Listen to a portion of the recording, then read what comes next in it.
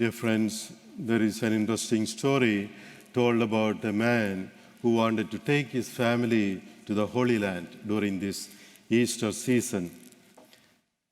He wanted to take his wife, 2 kids, and the mother-in-law, who was rather sick that time.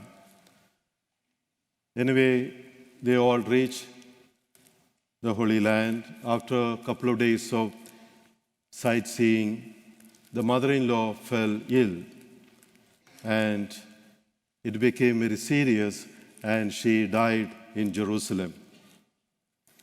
The man immediately went to the nearby funeral home to make arrangements, and he explained to the funeral director the situation, and the director told him, "You have 2 options.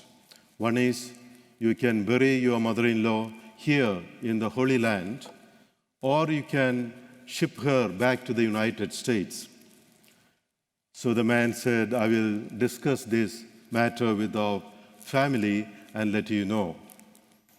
The next day, he went back to the funeral home and told, "I want my mother-in-law to be shipped back."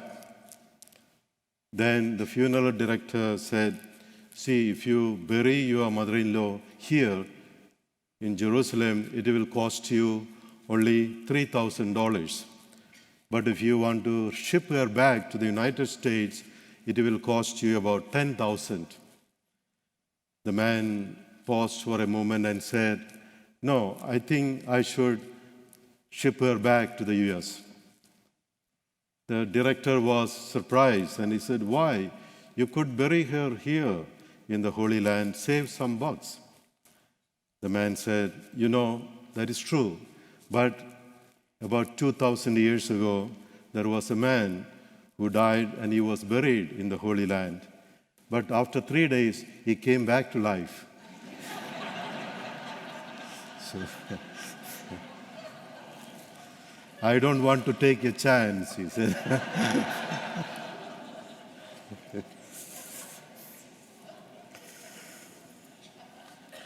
Nothing against mother-in-laws here.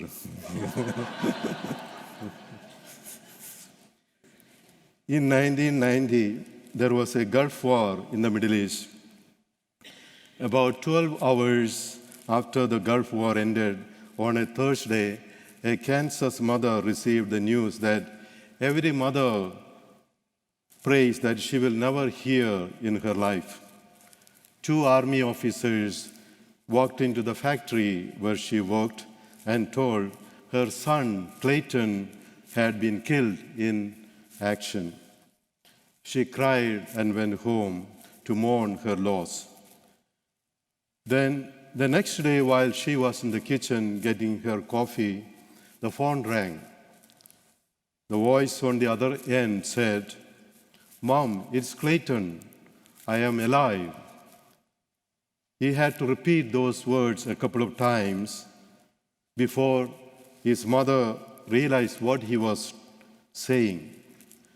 Clayton then went on to say that he is very much alive, except that his hand and foot were wounded by a landmine, and apart from that, he is doing fine. His mother began to cry. This time, it was tears of incredible joy. When the news reporter asked her how she would celebrate her son's return home, she said, "I will just hug him to death." The wonderful story has some resemblance to what happened more than 2,000 years ago. Like Jesus, the Kansas mother's son had met with the death at the hands of his enemies while serving his nation. As it was true in the case of Jesus, the news that the Clayton was alive and not really dead filled his mother and his friends with great joy. Clayton's hands and feet were wounded just as Jesus was. But the similarity between these 2 stories ends here. Clayton was only thought to be have been dead. On the other hand, Jesus was truly dead, crucified on the cross. Clayton's new life was restoration to his former life because he had a natural death later on. Jesus' new life was a leap forward to a higher form of life that no person had ever experienced before. Jesus' new life involved resurrection, not resuscitation. The word resurrection does not mean a restoration to one's previous life, as happened to Lazarus in the Bible. The word resurrection designates a quantum leap forward into a totally new life. In these words, the body of Jesus who rose on Easter Sunday was radically different from the body that was crucified on Good Friday. Dear friends, Easter tells us something infinitely more. As we read the Gospel account about Easter, we see not only that Jesus was totally transformed, but his own disciples were transformed too. Easter transformed them from a group of terrified band of disciples into a daring group of missionaries. At the command of Jesus, they went out. They set out to carry the message of Easter to the ends of the earth. And everywhere they went and preached the good news, the power of Easter began to work among people, the Lord's victory over sin and death. In short, everywhere the disciples went, the power of the risen Lord began to work miracles in the lives of people. And those miracles have not been stopped yet.